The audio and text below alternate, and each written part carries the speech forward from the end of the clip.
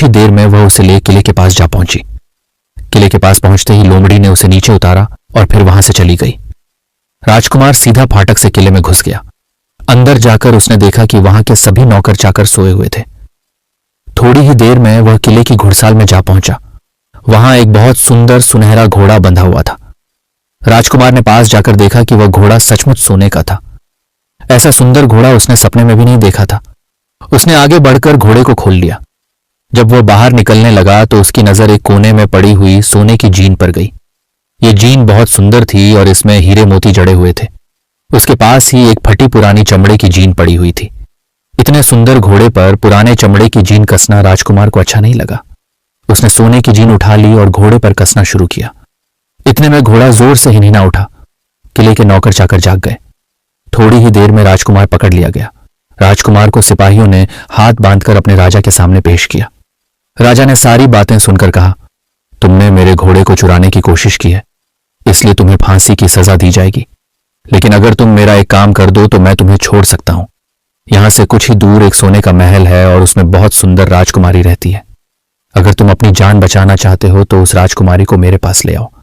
तुम्हें इनाम में यह सोने का घोड़ा दे दूंगा। बेचारा राजकुमार, वह फिर से एक नई मुसीबत में फंस गया। उसे मजबूर होकर राजा की शर्त माननी पड़ी। अब वह सोने के महल की खोज में निकला। कुछ दूर चलने पर फिर उसे वह लोमड़ी मिली। पता नहीं कैसे लोमड़ी को सारी बातें मालूम हो गई थीं। वह बोली, देखो, तुमने इस बार भी मेरी बात नहीं मानी। मेरी बात मान जाते तो यह नई मुसीबत तुम्हारे गले नहीं पड़ती। मुझे तुम पर दया आ रही है। मैं तुम्हारी मदद करूंगी। चलो, मैं तुमको सोने के महल के पास पहुंचाए देती हूं। तुम महल के छिपे रहना। जब उसमें से शाम को राजकुमारी तालाब में नहाने के लिए बाहर आए तो तुम आगे बढ़कर उसका हाथ पकड़ लेना।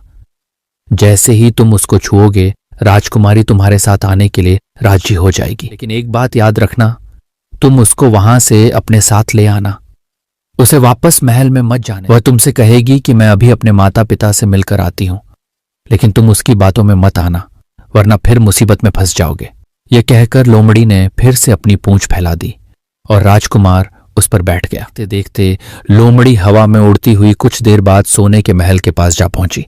महल के पास पहुंचते ही राजकुमार एक पेड़ के नीचे छिपकर बैठ गया। शाम को जब राजकुमारी नहाने के लिए किले से बाहर आई तो राजकुमार ने हिम्मत करके आगे बढ़कर उसका हाथ पकड़ लिया। उसके छूते ही उसके साथ चलने के लिए तैयार हो गई। वह बोली, राजकुमार, तुम मुझे जहां भी ले जाना चाहोगे मैं तुम्हारे साथ चलूंगी, लेकिन मुझे थोड़ी देर के लिए अपने माता पिता से मिल आने दो। राजकुमार ने कहा, नहीं, तुम्हें तुरंत मेरे साथ चलना पड़ेगा। लेकिन राजकुमारी रोने लगी। इतनी सुंदर राजकुमारी को रोते देखकर राजकुमार का मन पिघल गया। अंत में वह राजी हो गया और बोला, जाओ, थोड़ी देर के लिए माता पिता से मिल आओ, लेकिन फिर तुरंत बाहर चली आना। राजकुमारी ने जैसे ही किले में पैर रखा, किले के पहरेदार जाग गए और उन्होंने राजकुमार को पकड़ लिया। राजकुमार बहुत पछताया, लेकिन अब क्या हो सकता था। सिपाहियों ने उसे अपने राजा के सामने पेश किया। राजा बहुत निराश था। उसने उसी वक्त हुक्म दिया, इस राजकुमार को फौरन फांसी पर चढ़ा दिया जाए। यह सुनकर राजकुमार रोने गिड़गिड़ाने लगा। इस पर राजा ने विचार करने के बाद कहा, मैं अपनी आज्ञा वापस नहीं ले सकता, लेकिन अगर तुम मेरा एक काम कर दो तो तुम्हारी जान बच सकती है।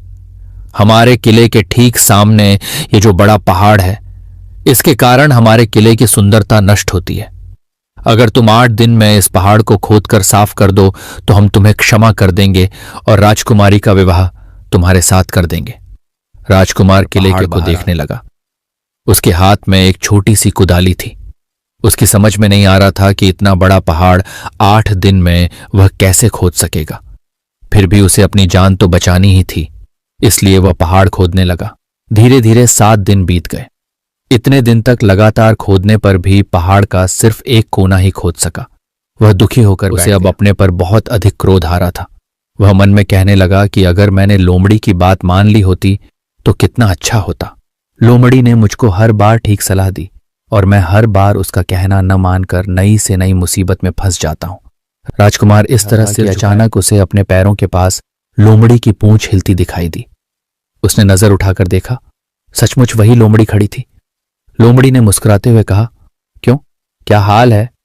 इस बार तो तुम्हारी मदद करने की मेरी जरा भी इच्छा नहीं थी, लेकिन मैं 7 दिन से तुमको पहाड़ खोदते हुए देख रही हूं। मुझे दया आ गई और मैं तुम्हारी मदद के लिए चली आई। जाओ, तुम बहुत थक गए हो, सो जाओ। मैं थोड़ी ही देर में तुम्हारा काम पूरा कर दूंगी। इस बार राजकुमार ने तय कर लिया, लोमड़ी जिस तरह कहेगी वह उसी तरह करेगा। वह चुपचाप उठकर एक तरफ सोने चला गया।